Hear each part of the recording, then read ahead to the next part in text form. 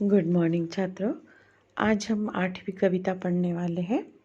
कविता का नाम है जीवन नहीं मरा करता है और कवि है गोपाल दास सक्सेना, जिनको नीरज भी कहा जाता है। कविता का परिचय दिया है यहाँ पर। कवि है गोपाल दास सक्सेना नीरज। जन्म उनका हुआ है 4 जनवरी 1924 पुरावली, इटावा, उत्तर प्रदेश में। रचनाएं यानी उन्होंने क्या क्या लिखा है उसमें है बादर बरस गयो, नीरज रचनावली, नीरज की गीतिकाएं, दर्द दिया है। उनका परिचय दिया है। पद्म भूषण गोपाल दास सक्सेना नीरज जी की कवि सम्मेलनों के मंचों पर काव्यवाचक एवं विख्यात गीतकार है। यानी जो कवि थे नीरज, उनको पद्म भूषण पुरस्कार मिला था, जो हमारे भारत का एक प्रसिद्ध पुरस्कार है।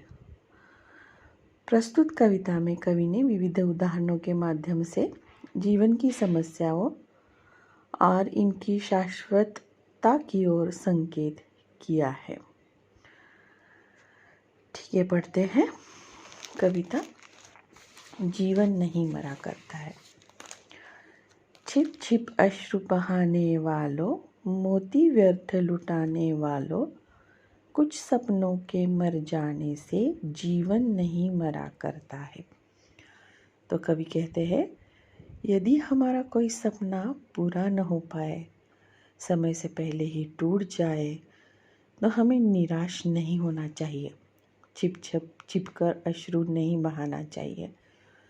आंसू रूपी मोतियों को व्यर्थ नहीं बहाना चाहिए। कुछ सपनों के मर जाने से जीवन मरा नहीं करता है। कुछ सपने यदि पूरे नहीं हो सके तो जीवन समाप्त नहीं हो जाता। दूसरे पद में दिया है, माला बिखर गई तो क्या है, खुद ही हल हो गई समस्या। आंसू गर नीलाम हुए तो समझो पूरी हुई तपस्या।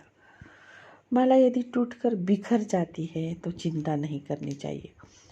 यदि हमारे आंसू पर लोगों का ध्यान जाता है तो समझना चाहिए कि हमारी तपस्या पूरी हो गई है।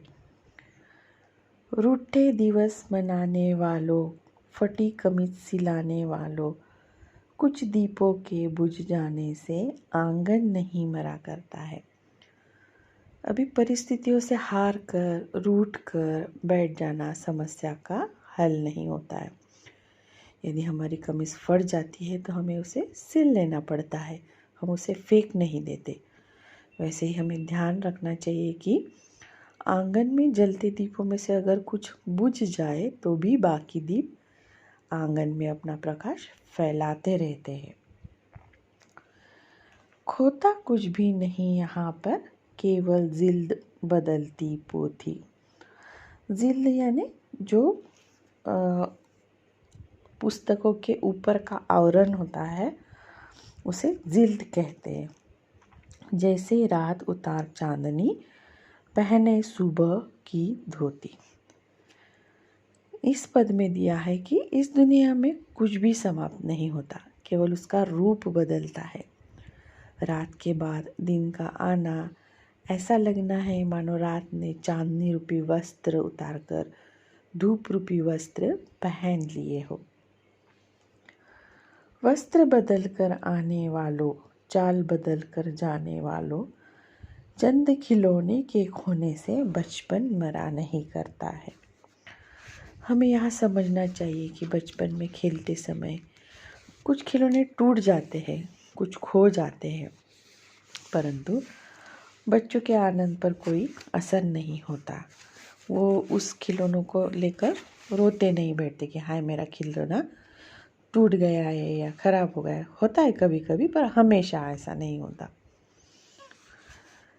कितनी बार गगरिया फूटी शिकन पर आई पनघट पर। पनघट का मतलब है जहाँ पर पानी भरने के लिए महिलाएं जाती है, उसे पनघट कहते हैं।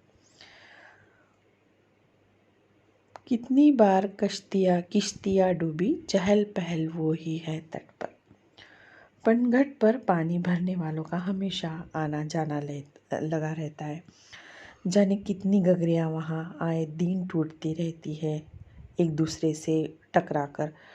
गगरिया यानी अभी जो पीतल या तांबे की होती है वैसे नहीं, जो मटकी की गगरी होती है उसके बारे में बात कर रहे हैं।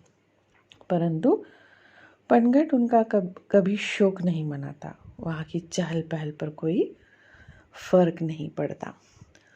तम की उम्र बढ़ाने वालों, लो की आयु घटाने वालों, लाख करे पतझर कोशिश पर उपवन नहीं मरा करता है। निराशावादी दृष्टिकोण रखने से मन मस्तिष्क में अंधेरा बढ़ता है। तम यानी अंधकार। तो निराशावादी दृष्टिकोण अगर हम रखते हैं तो हमारे मन में अंधकार बढ़ता है और आशा रूपी प्रकाश की लौ की आयु कम हो जाती है। तो पतझड़ आता है, उपवन के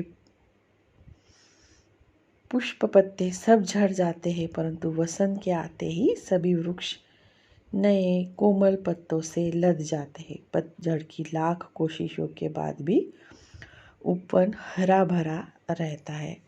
कवि का कहना है कि लाख करे पतझड़ कोशिश पर उपवन नहीं मरा करता है।